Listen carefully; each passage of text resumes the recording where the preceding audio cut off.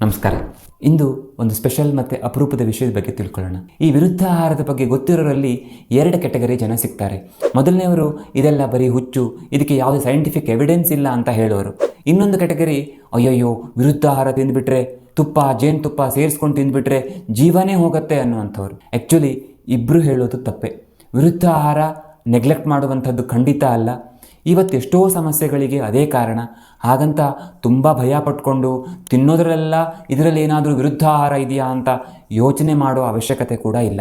ಇದರ ಬಗ್ಗೆ ಸರಿಯಾಗಿ ತಿಳ್ಕೊಂಡ್ರೆ ಆಗ ನಾವು ಮೊದಲನೇದಾಗಿ ಊಟ ಮಾಡುವಾಗ ಖುಷಿಯಿಂದ ಊಟ ಮಾಡಬಹುದು.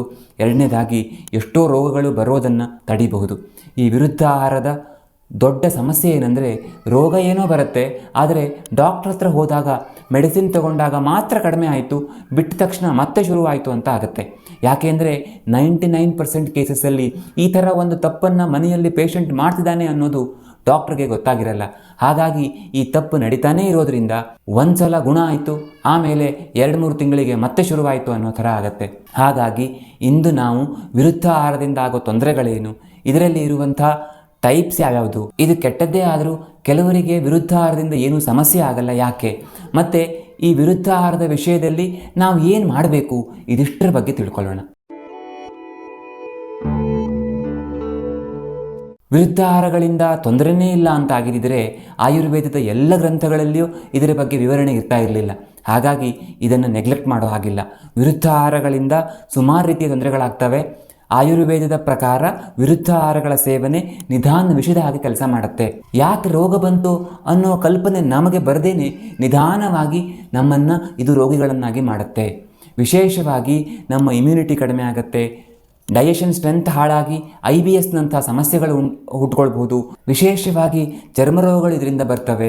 ಮುಪ್ಪು ಬೇಗ ಬರೋದು, ಮಾನಸಿಕ ಸಮಸ್ಯೆಗಳು, ನಪುಂಸಕತೆ, ದೈಹಿಕ ಶಕ್ತಿ ಕಡಿಮೆ ಆಗ್ತಾ ಹೋಗೋದು, ನೆನಪಿನ ಶಕ್ತಿ ಕಡಿಮೆ ಆಗೋದು, ಕಣ್ಣು ಕಿವಿಗಳ ಶಕ್ತಿ ಕಡಿಮೆ ಆಗೋದು, ಪದೇ ಪದೇ ಜ್ವರ ಬರೋದು, ಇಂಥ ಎಷ್ಟೋ ಸಮಸ್ಯೆಗಳಿಗೆ ಇದು ಕಾರಣ ಆಗುತ್ತೆ. ಒಂದು ಸಣ್ಣ ಉದಾಹರಣೆಯನ್ನು ಕೊಡ್ತೇನೆ. 2-3 ತಿಂಗಳ ಹಿಂದಷ್ಟೇ ಒಂದು ಮಗುವನ್ನು ಕರ್ಕೊಂಡು ಬಂದಿದ್ದರು. ಆ ಮಗುವಿಗೆ ಏನು ಮಾಡಿದ್ರೂ ಚರ್ಮ ಸಮಸ್ಯೆ ಕಡಿಮೆ ಆಗಲ್ಲ. ಸ್ಟಿರಾಯ್ಡ್ ಕೊಟ್ಟರೆ ಮಾತ್ರ ಕಡಿಮೆ ಆಗುತ್ತೆ, ಇಲ್ಲ ಅಂದರೆ ಸಿಕ್ಕಾಪಟ್ಟೆ ತುರ್ಕೆ, ಈ ಥರ ಸಮಸ್ಯೆ. ಆಗ ನಾನು ಏನೇನು ಮೆಡಿಸಿನ್ ಮಾಡಿದಿರಿ ಅಂತೆಲ್ಲ ಕೇಳಿದೆ. ತುಂಬ ಆಯುರ್ವೇದ ಔಷಧ ಮಾಡಿದ್ದಾರೆ, ತುಂಬ ರೀತಿಯ ಅಲೋಪತಿಕ್ ಮೆಡಿಸಿನ್ ತೊಗೊಂಡಿದ್ದಾರೆ, ಆದರೆ ಯಾವ ಪರಿಹಾರನೂ ಆಗಿಲ್ಲ ಅಂತ. ಆಗ ನಾನು ಅವರನ್ನು ಸುಮಾರು ಹೊತ್ತು ಕೆದಕಿ ಎಲ್ಲಿ ತಪ್ಪಾಗಿರ್ಬೋದು ಅಂತ ನೋಡಲಿಕ್ಕೆ ಹೋದರೆ, ತುಂಬ ವರ್ಷಗಳಿಂದ ಆ ಮಗುವಿಗೆ ಅನ್ನದ ಜೊತೆಗೆ ಮೀನು ಸಾರು ಕೊಡ್ತಾರೆ. ಅದಾದ ತಕ್ಷಣ ಮಗು 1 ಲೋಟ ಹಾಲು ಕುಡಿತದೆ. ಹಾಲು ಮತ್ತು ಮೀನು ವಿರುದ್ಧ ಆಹಾರ. ಸೊ ಇವೆರಡನ್ನು ನಿತ್ಯ ಈ ಥರ ಮಗು ಸೇವನೆ ಮಾಡಿ ಚರ್ಮದ ಸಮಸ್ಯೆ ಗುಣ ಆಗ್ತಾ ಇಲ್ಲ, ಮತ್ತು ತುಂಬ ವರ್ಷಗಳಿಂದ ಮಾಡ್ತಿರೋದ್ರಿಂದ ಅದು ತುಂಬ ಬಲವಾದ ಚರ್ಮದ ರೋಗ ಆಗಿಬಿಟ್ಟಿದೆ. ನಾನು ಅದನ್ನು ಮೊದಲು ಬಿಡಿ ಅಂತ ಹೇಳಿ ಚರ್ಮರೋಗಕ್ಕೆ ಅಂತ ಔಷಧ ಕೊಡಲಿಲ್ಲ, ಬಾಡಿಯನ್ನು ಡಿಟಾಕ್ಸಿಫೈ ಮಾಡಲಿಕ್ಕೆ, ಅಂದರೆ ವಿಷ ಇದ್ದರೆ ಏನು ಚಿಕಿತ್ಸೆ ಕೊಡ್ತೀವೋ ಆ ಥರ ವಿಷಹರ ಚಿಕಿತ್ಸೆಯನ್ನು ಕೊಟ್ಟೆ. ಚರ್ಮರೋಗ ಪೂರ್ತಿ ವಾಸಿ ಆಯಿತು. ಅದಾಯಿತು. ಇಲ್ಲಿ ವಿರುದ್ಧ ಅನ್ನೋ ಶಬ್ದವನ್ನು ಯಾಕೆ ಬಳಕೆ ಮಾಡಿದ್ದಾರೆ ಅನ್ನೋದನ್ನು ನಾವು ತಿಳ್ಕೊಳ್ಬೇಕು.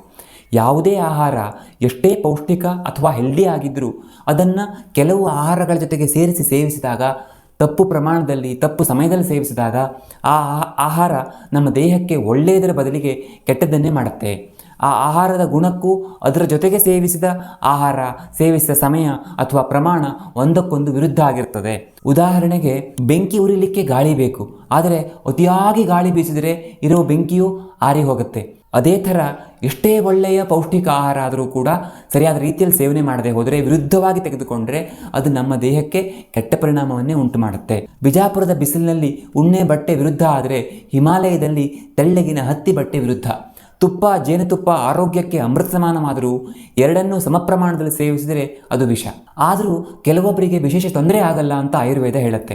ಉದಾಹರಣೆಗೆ, ನಿಯಮಿತವಾಗಿ ವ್ಯಾಯಾಮ ಮಾಡುವಂಥವರು, ತುಪ್ಪ ಹಾಲು ಇರುವಂಥ ಜಡ್ಡಿನ ಆಹಾರಗಳನ್ನು ಸ್ವಲ್ಪ ಹೆಚ್ಚಿನ ಪ್ರಮಾಣದಲ್ಲಿ ಸೇವಿಸುವಂಥವರು, ಜೀರ್ಣಶಕ್ತಿ ರೋಗದ ಶಕ್ತಿ ಮೊದಲಿನಿಂದನೂ ತುಂಬ ಹೆಚ್ಚಾಗಿದೆ ಅನ್ನುವಂಥವರು, ಅಂಥವರಿಗೆ ಈ ವಿರುದ್ಧ ಆಹಾರಗಳಿಂದ ದೊಡ್ಡ ಸಮಸ್ಯೆ ಆಗಲ್ಲ.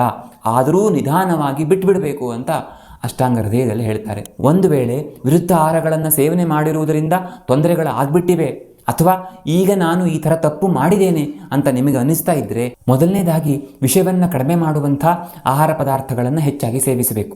ಉದಾಹರಣೆಗೆ ಸಾಂಬಾರ ಪದಾರ್ಥಗಳನ್ನು, ಅದರಲ್ಲೂ ವಿಶೇಷವಾಗಿ ಅರಿಶಿನ, ನುಗ್ಗೆ ಸೊಪ್ಪು, ಕರಿಬೇವು ಇಂಥ ಪದಾರ್ಥಗಳನ್ನು ಹೆಚ್ಚಾಗಿ ಸೇವನೆ ಮಾಡೋದ್ರಿಂದ ನಮ್ಮ ಬಾಡಿ ಡಿಟಾಕ್ಸಿಫೈ ಆಗಲಿಕ್ಕೆ ಅನುಕೂಲ ಆಗುತ್ತೆ. ತ್ರಿಫಲಾ ಚೂರ್ಣ, ಅಮೃತ ಬಳ್ಳಿಯ ಕಷಾಯ ಎಲ್ಲ ಹೆಲ್ಪ್ಫುಲ್ ಆಗ್ತವೆ. ಆದರೆ ಕೆಲವೊಂದು ಸಾರಿ ತುಂಬ ಜಾಸ್ತಿ ಆಗಿದ್ದರೆ ಆಗ ನಾವು ಪಂಚಕರ್ಮ ಚಿಕಿತ್ಸೆಯನ್ನೇ ಮಾಡಬೇಕಾಗತ್ತೆ.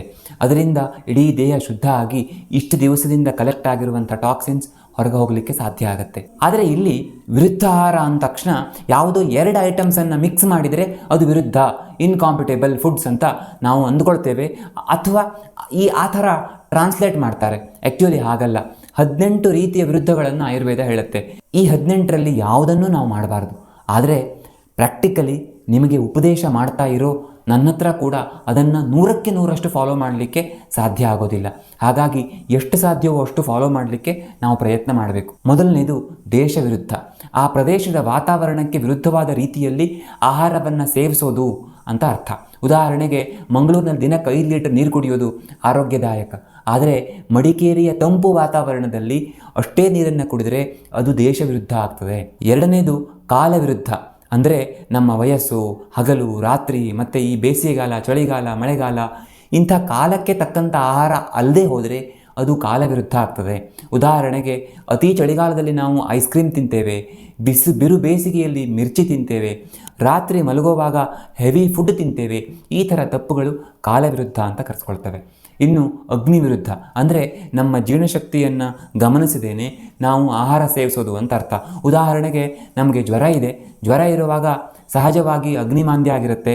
ಅಗ್ನಿಮಾಂದ್ಯದ ಸಮಯದಲ್ಲಿ ನಾವು ಜೀರ್ಣಕ್ಕೆ ತುಂಬ ಕಷ್ಟ ಆಗಿರುವಂಥ ಬ್ರೆಡ್ಡನ್ನು ತಿಂದರೆ ಅದು ಅಗ್ನಿ ವಿರುದ್ಧ ಆಗ್ತದೆ. ಆಗ ಅದು ಮುಂದೆ ಬೇರೆ ಬೇರೆ ತೊಂದರೆಗಳಿಗೆ ಕಾರಣ ಆಗುವಂಥ ಚಾನ್ಸಸ್ ಜಾಸ್ತಿ. ಮಾತ್ರ ವಿರುದ್ಧ. ಮಾತ್ರ ಅಂದರೆ ಸಂಸ್ಕೃತದಲ್ಲಿ ಪ್ರಮಾಣ ಅಂತ ಅರ್ಥ. ಈ ತುಪ್ಪ, ಜೇನುತುಪ್ಪಗಳನ್ನು ಸಮ ಪ್ರಮಾಣದಲ್ಲಿ ಸೇರಿಸ್ಕೊಂಡು ತಿಂದರೆ ಅದು ಮಾತ್ರ ವಿರುದ್ಧ. ಮಕ್ಕಳಿಗೆ ಹೊಟ್ಟೆ ತುಂಬಿಕೊಂಡಿದ್ರು ತಾಯಂದಿರು ಕೆಲವೊಂದು ಸಾರಿ ಒತ್ತಾಯದಿಂದ ತಿನ್ನಿಸ್ತಾರಲ್ಲ, ಅದು ಕೂಡ ಮಾತ್ರ ವಿರುದ್ಧ. ಯಾಕೆಂದರೆ ಪ್ರಮಾಣ ನೋಡಿಕೊಂಡು ಸೇವನೆ ಮಾಡಬೇಕು ಅಂತ. ಐದನೇದು ಸಾತ್ಮ್ಯ ವಿರುದ್ಧ. ಸಾತ್ಮ್ಯ ಅಂದರೆ ನಮಗೆ ಒಗ್ಗಿರುವಂಥದ್ದು, ಅಂದರೆ ತಿಂದು ತಿಂದು ನಮಗೆ ರೂಢಿ ಆಗಿರುವಂಥದ್ದು. ನಮ್ಮ ದೇಹ ಯಾವುದನ್ನು ರೂಢಿ ಮಾಡ್ಕೊಂಡಿದೆಯೋ ಅಂಥದ್ದು ಅಂತ ಅರ್ಥ. ಅಂದರೆ ನಮ್ಮ ಹಿಂದಿನ ತಲೆಮಾರಿನವರು ಸೇವಿಸಿದ ಆಹಾರ ಇದೆಯಲ್ಲ, ಬಹುತೇಕ ಅದು ನಮಗೆ ಸಾತ್ಮ್ಯ ಆಗಿರುತ್ತೆ. ಉದಾಹರಣೆಗೆ ಬಿಜಾಪುರದವರಿಗೆ ಜೋಳದ ರೊಟ್ಟಿ, ಮಂಡ್ಯದವರಿಗೆ ರಾಗಿ ಮುದ್ದೆ, ಮಂಗಳೂರಿನವರಿಗೆ ಮೀನು ಸಾರು. ಈ ಥರ ನಾವು ಪಿಜ್ಜಾ, ಬರ್ಗರ್, ಬ್ರೆಡ್ ಇದನ್ನೆಲ್ಲ ತಿಂತೇವೆ ಅಂದರೆ ಅದು ಅಸಾತ್ಮ್ಯ ಆಗಿರುವಂಥ ಚಾನ್ಸಸ್ ತುಂಬ ಜಾಸ್ತಿ. ಒಂದು ವೇಳೆ ಅದನ್ನು ನಮಗೆ ತಿನ್ನಬೇಕು ಅನ್ನೋ ಅನಿವಾರ್ಯತೆ ಇದ್ದರೆ ಆಗ ಅದನ್ನು ನಾವು ಸಾತ್ಮ್ಯ ಮಾಡಿಕೊಳ್ಬೇಕು. ಅಂದರೆ ಸ್ವಲ್ಪ ಸ್ವಲ್ಪವೇ ತಿಂದು ತಿಂದು ರೂಢಿ ಮಾಡ್ಕೊಳ್ತಾ ಹೋಗಬೇಕು ಅಂತ. ಇದರ ಬಗ್ಗೆ ನಾನು ಡೀಟೇಲಾಗಿ ಹೇಳಿದ್ದೇನೆ. ಬೇಕಿದ್ದರೆ ವಿಡಿಯೋದ ಡಿಸ್ಕ್ರಿಪ್ಷನ್ ಬಾಕ್ಸಲ್ಲಿ ಅದರ ಲಿಂಕ್ ಇರುತ್ತೆ, ನೀವು ನೋಡ್ಕೊಳ್ಬಹುದು. ಆರನೇದು ದೋಷ ವಿರುದ್ಧ. ನಮ್ಮ ದೇಹ ಆರೋಗ್ಯದಿಂದ ಇರಬೇಕು ಅಂತಾದರೆ ಅದಕ್ಕೆ 3 ಕಂಬಗಳ ಥರ ವಾತ, ಪಿತ್ತ, ಕಫ ದೋಷಗಳು ಬ್ಯಾಲೆನ್ಸಲ್ಲಿ ಇರಬೇಕು. ಯಾವುದಾದ್ರೂ ಒಂದು ಕಂಬ ಎತ್ತರ, ಯಾವುದಾದ್ರೂ ಒಂದು ಕಂಬ ಕಡಿಮೆ ಎತ್ತರ ಅಂತ ಆಗಿಬಿಟ್ರೆ ಮನೆ ನಿಲ್ಲಲಿಕ್ಕೆ ಸಾಧ್ಯ ಇಲ್ಲ. ಹಾಗೆಯೇ ದೋಷಗಳು ಕೂಡ. ಇವುಗಳ ಸಮತೋಲನಕ್ಕೆ ಸಮಸ್ಯೆ ಕೊಡುವಂಥ ಆಹಾರ ಇರುತ್ತಲ್ಲ, ಅದಕ್ಕೆ ದೋಷ ವಿರುದ್ಧ ಅಂತ ಹೇಳ್ತೇವೆ. ಅಂದರೆ ಈ ಪಿತ್ತ ಹೆಚ್ಚಾಗಿದ್ದಾಗ ಉಪ್ಪು, ಹುಳಿ, ಖಾರವನ್ನು ಹೆಚ್ಚು ತಿನ್ನೋದು, ಆಗ ಪಿತ್ತ ಜಾಸ್ತಿ ಆಗುತ್ತೆ. ವಾತ ಹೆಚ್ಚಿದ್ದಾಗ ನಾವು ಅತಿಯಾಗಿ ಕಹಿ, ಒಗರನ್ನು ತಿನ್ನೋದು, ಆವಾಗ ವಾತ ಇನ್ನೂ ಹೆಚ್ಚಾಗುತ್ತೆ.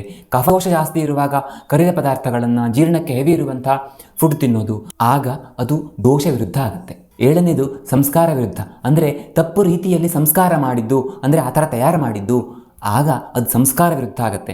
ಒಂದು ಉದಾಹರಣೆ ಹೇಳಬೇಕು ಅಂದರೆ ಮೊಸರನ್ನು ಕಾಯಿಸಿ ತಯಾರು ಮಾಡಿದಂಥ ತಿಂಡಿ, ಅಥವಾ ಬಿಸಿ ವಸ್ತುವಿಗೆ ಜೇನುತುಪ್ಪವನ್ನು ಹಾಕಿ ತಯಾರು ಮಾಡಿದಂಥ ತಿನಿಸು, ಇದೆಲ್ಲ ತಪ್ಪು ಸಂಸ್ಕಾರ ಕೊಟ್ಟದ್ದು. ಹಾಗಾಗಿ ಇದು ಸಂಸ್ಕಾರ ವಿರುದ್ಧ. ಎಂಟನೇದು ವೀರ್ಯ ವಿರುದ್ಧ.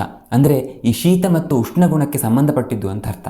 ಅಂದರೆ ಆಯುರ್ವೇದದಲ್ಲಿ ಈ ಉಷ್ಣ ಗುಣವನ್ನು ಹೊಂದಿರುವಂಥ ಪದಾರ್ಥಕ್ಕೆ ಉಷ್ಣವೀರ್ಯದ ಪದಾರ್ಥ, ಶೀತ ಗುಣವನ್ನು ಹೊಂದಿರುವಂಥ ಪದಾರ್ಥಕ್ಕೆ ಶೀತವೀರ್ಯದ ಪದಾರ್ಥ ಅಂತ ಕರೀತಾರೆ.